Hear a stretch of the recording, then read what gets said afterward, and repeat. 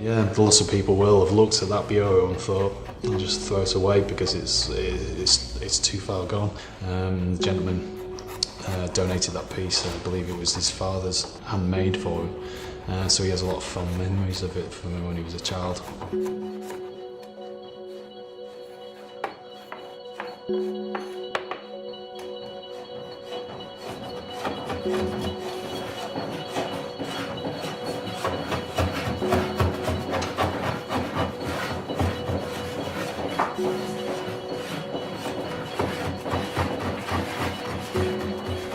Under the Bridge is a local charity, homeless charity in Newcastle, running a hostel and a healthcare centre, but also my side of things is the workshop, which is a furniture restoration workshop, which offers opportunities for the hostel residents and residents of the larger housing association an opportunity to come in and learn woodworking skills, furniture restoration and basic woodworking, but also learning other skills as well. They're socialising with different people.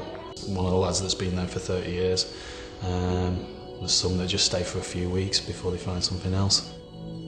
The dream would be in a few years' time that anybody that comes into the workshop is an actual apprentice that will be taken on for a period of half a year's time, and they will actually go through a process of training, formal qualification. It's a foot in the door really, it's a starting point. Once it's been restored, it comes into our two shops, this one and the Heaton Park Road, to fund the project, completely not for profit. Any money that comes in from these stores goes straight back into the workshop. Most of the pieces can be put back to the former glory, but then we get pieces that can't be. They're too damaged. So we usually take them to pieces and leave the wood until we've got an idea of what we want to do. And we do various projects, big and small. This table that I'm actually leaning on was an extendable table which was broken, so it's now been turned into a smaller dining table. We made tea lights out of little scrap pieces of wood by gluing the strips together and planing them down, which was done by one of the service users, so learning how to use the tools. And then another participant at the workshop finished them, so put on the oils to protect them, and we made little tea light holders out of them. So it's anything from big projects to small projects. Dean is focusing on that kind of area where he's taking one of the participants and passing on his skills to actually create something different out of it, reinventing into something new. Joinery started when I was 14 years old.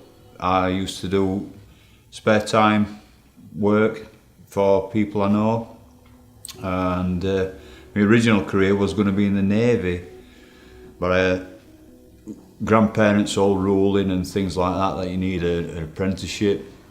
They decided that's the way I wanted to go, and I achieved to get an apprenticeship while I was at school, and I was the only one in my year at that time to get an apprenticeship with Bramall and Ogden's, an old company in a place called Mexborough in South Yorkshire. But I've worked for some very big companies that's taken me around the world 2 or 3 times. I had a motorcycle accident, and it stemmed as it's gone on through the years, where my back's progressively gone worse, and I had a slight injury to the head where I've developed a thing called syncope, where I can't stand for very long before I start wavering about and want to fall over. So I thought my career were over at the time. It were reverting to, do you want to go in a call centre? Are you any good on computers? And so on and so on and so on. But I couldn't drive at the time, so I couldn't get myself about. I get about on crutches now as it is. I wanted to actually hand back the knowledge that I got rather than it go to waste. And somebody introduced me to this place, and I came here and they give me a chance to just try things, adapt different methods for myself, and I found that I could still do it. I've developed a 6-week program, and that's all the basic principles of what joinery is. Having a getting them to understand that it's not just a matter of getting that and banging some nails in and it's there, it's done. It's going, well, it's got to look nice, it's got to be right, it's got to be strong, it's got to hold itself. And it's getting them to think on that line to where they want to take it further. And that's the whole point of it. It's a very monotonous, boring game, if you like. But to be able to get somebody to say, I want another go at it, and I want another go at it, and another go at it, then that's the kind of person to focus on. And the most rewarding thing I've had out of it is, I got one lad in particular, and he sent me a text message when he were in college, and his instructor told him he were doing absolutely brilliantly. He says, I'd just like to thank you for believing in me. And that was like, that's what it's all about. Because that hit you there, mate. I did at the time, aye. And yeah, he's doing really well. He'll make a good joiner when he's finished his time. How important is it for you to not get involved in, say, the personal backstories? Do you actively try to avoid that? What, on their situations? Yeah. And that? I do, because it kind of makes you more emotionally tied to them, and the fact that you seem to carry their problem with you. What it is like, they'll come here today, and if this were a proper paid environment for a proper job, as we call it, right, if they're not feeling altogether 100% with themselves and they need just a little bit of time out to themselves or take an easy day, it's very, very amicable here. Whereas a normal employer might want that piece of work done today, and it just wouldn't work it for them, and before you know it, they'll be back at home doing nothing, twiddling their thumbs. Whereas they come here and it's like, okay, well, at least you've had a go. We know you're safe, you're here, and at the end of the day, it's sanctuary for them. It's a place of safety for them to come and feel safe and feel happy to come to. We try to instill it where it's come in the morning, this is your start time, this is your break times, this is your home time. The only thing that ever really gets adhered to is home time. It's not just coming here to work, it's like when they get in the canteen, they'll sit there and they'll have a chat with each other. And that conversation can be rolling on.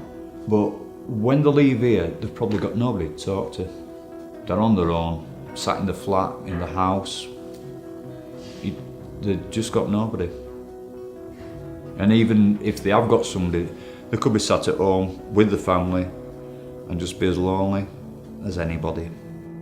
So to sit and listen to having a conversation, is sometimes just leave them at it.